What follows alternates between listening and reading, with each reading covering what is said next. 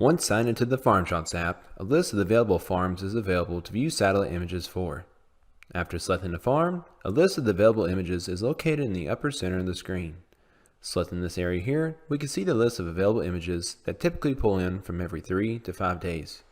We can also filter the images in the upper right hand corner and filter by either cloud coverage or date range.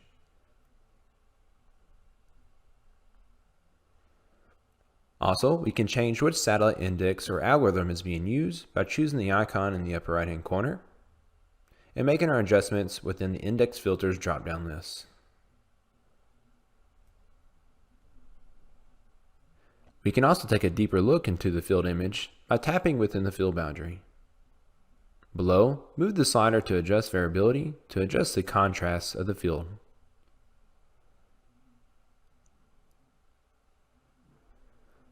Lastly, in the upper right hand corner, we can choose the pencil icon. We can adjust or move the map to set our note location. Choose Set Note Location below, and here we can simply capture our note.